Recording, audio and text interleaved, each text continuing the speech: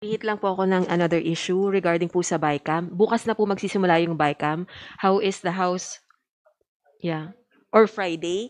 Pero how is the House of Representatives preparing for it? And meron pong, although nagsalita na po si House APRO Chair Swansing na committed ang House na i-live stream, pero according to Senator Erwin Tulfo, may House members daw na tumututol dito. How true is that? Meron po ba kayong naririnig? And bakit po may mga ganitong reports? Hindi ho namin alam yan kasi unang-una, way back July pa. Remember when Speaker Martin was still the speaker, we already came out with that statement that we will have the BICAM live stream. No? Yun ang gusto ng House of Representatives. In fact, ang position ko dyan is hindi na kailangan pang mag-pass ng resolution.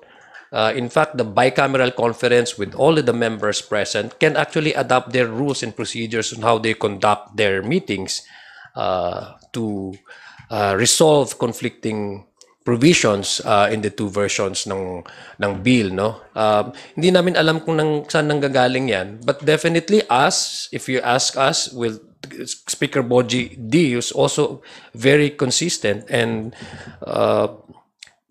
very clear ang kanyang position that we would have through our chairman ng appropriations, we would have the BICAM conference live streamed so that people can see every step of the way how these congressmen and senators appreciate the line items in the HGAB and in the Senate version kung paano i-prioritize yung mga pondo ng bayan. Dahil ultimately, pera naman talaga ng taong bayan ito. So they have to have that access to witness every step of the way the direction of the BICAM. Yeah, ako naman, with all the conversations we had with the leadership and all the House members, lahat naman in support, in unison na i-live stream talaga eh.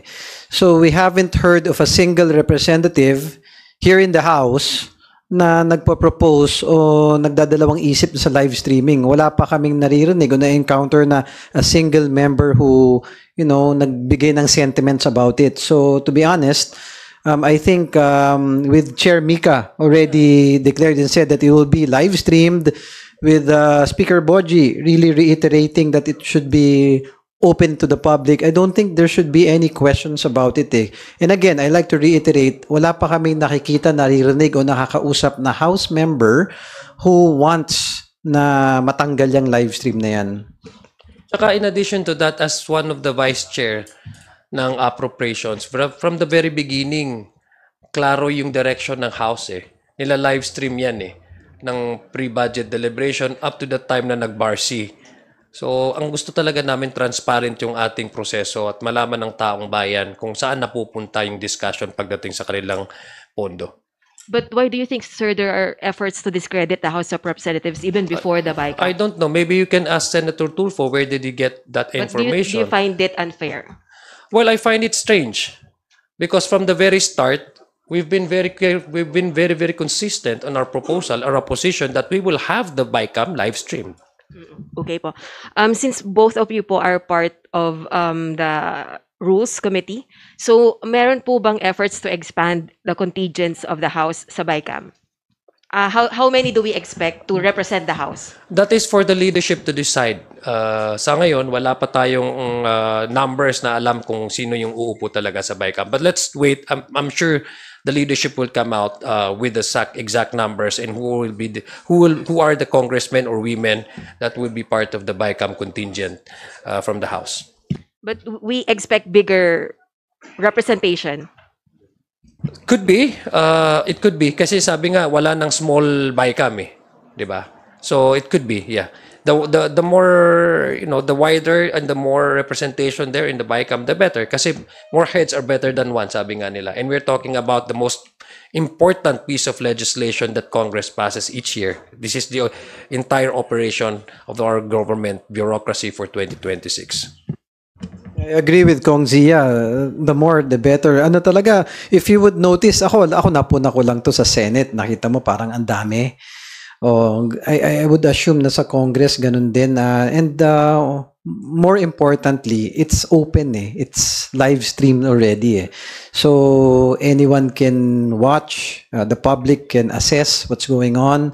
So I think wala dapat ipagkabahala. Tuloy-tuloy lang yung pag-live stream ng BICAM. Grisha?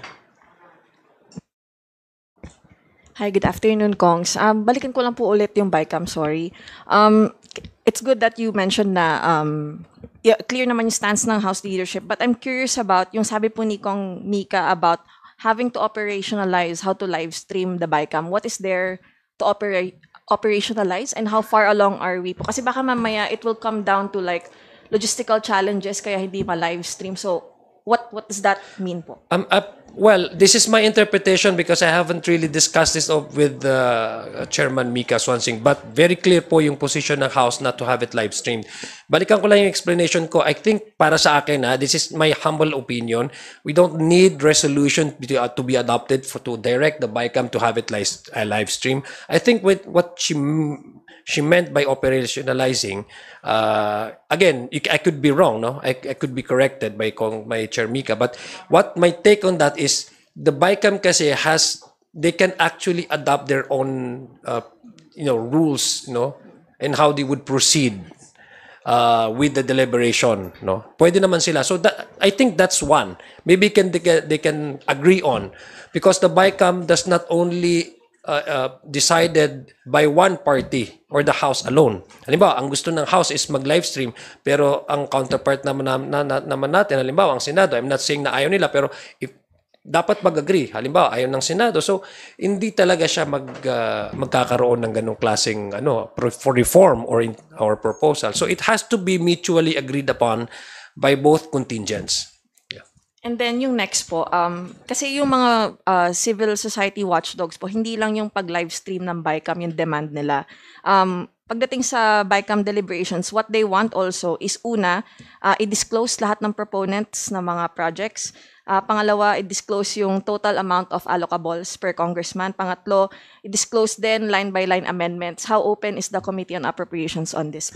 Alam nyo, nung first, we already welcome and in fact encourage all civil society organizations to be part of the process of the budget deliberation. Do you remember? Umuupo po sila. In fact, sila po yung nagsasuggest din nga po sila, no?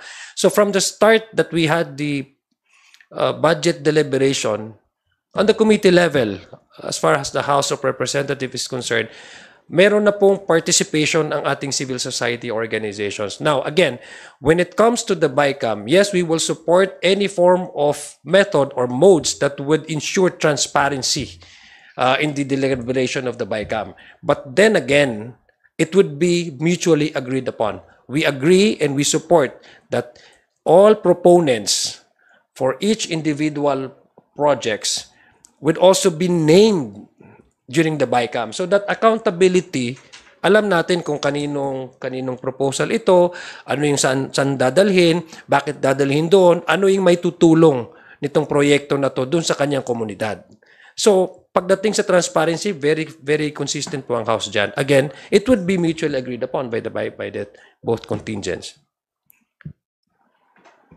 Kong Ernix, I understand you're one of the vice chairperson ng Committee on Appropriations. Sorry, sir, no, I'm not part of the Committee on Appropriations. Okay, sorry. Okay, next question natin. Meron pa? But Kong, do you also support yung nga po, Of course. identifying your proponents? Yes, per it has to. Kasi otherwise, it won't be transparent enough eh. Also, just to answer your first query kanina, yung sa logistics, baka yun yung magiging problem. I don't think there will be a problem. The House is well equipped for any live streaming logistics eh. Now, with regards to what Chair Mika meant by that, I think we should ask Chair Mika. Yeah, but in terms of logistics, I think it's something we should not worry about.